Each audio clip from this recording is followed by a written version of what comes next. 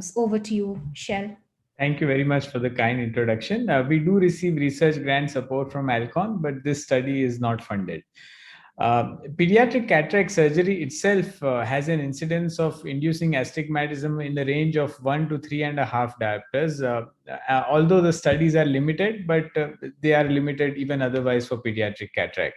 Like all of us know that astigmatism is the most common cause or the most amblyogenic of all the refractive errors that are present, including myopia and hypermetropia.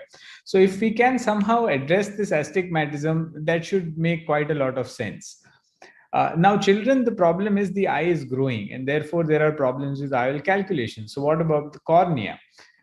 Literature does show that cornea stabilizes around 3 to 5 years of age. And after 5 years of age, the then next shift in the corneal astigmatism is reported only after 50 years of age. So we decided to evaluate the visual outcomes following toric IOL implantation in pediatric eyes with significant corneal astigmatism and who required cataract surgery. This was a prospective interventional case series where 76 eyes of 51 children with pre-existing astigmatism were included, all children above the age of 5 years. All needed to have regular astigmatism, and of course all who would allow a good evaluation. So even if the patient is 7 years of age and they don't allow a good ocular examination like biometry, like keratometry or topography, we would not include them in the study. Standardized surgical technique was used and Acrisoft toric IOL was used, and follow-up was done up to 3 years, and a planned manual PCCC was done in children less than 10 years of age. No vitrectomy was planned unless there was a vitreous disturbance on table during the posterior capsulorhexis. And we studied not only the uncorrected and corrected visual acuity, but also a rotational stability of the IOL at 6 months using a software-based analysis, which we had published for the use of adults way back in 2009. So out of the 76 eyes, 61 eyes underwent PCCC, that is, they were less than 10 years, and about 15 eyes did not underwent PCCC because they were more than 10 years. Vitrectomy was required in about 10% of eyes where vitreous was disturbed during posterior capsulorhexis. No other intraoperative complications were noted. There was a significant improvement in the uncorrected distance visual acuity from preoperatively to postoperatively, as well as a significant improvement in the corrected distance visual acuity preoperatively and postoperatively. 5 eyes who had unilateral cataract had developed, probably had deep amblyopia, and there was no improvement in the corrected distance visual acuity. However, the uncorrected did improve, and 4 required YAG.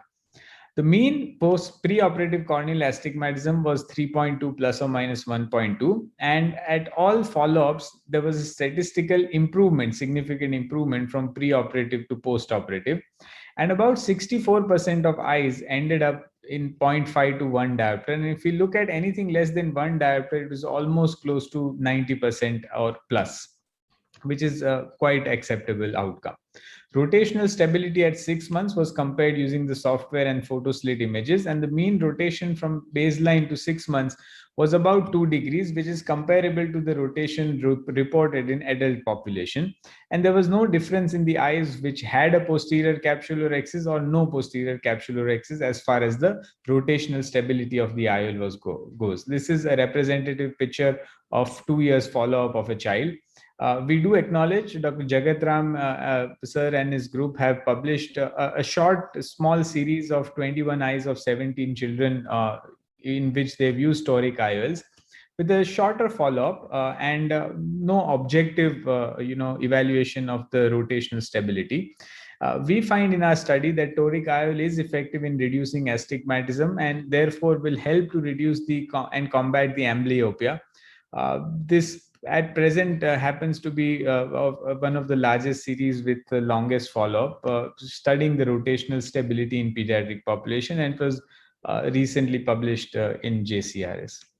Thank you so much for the patient listening.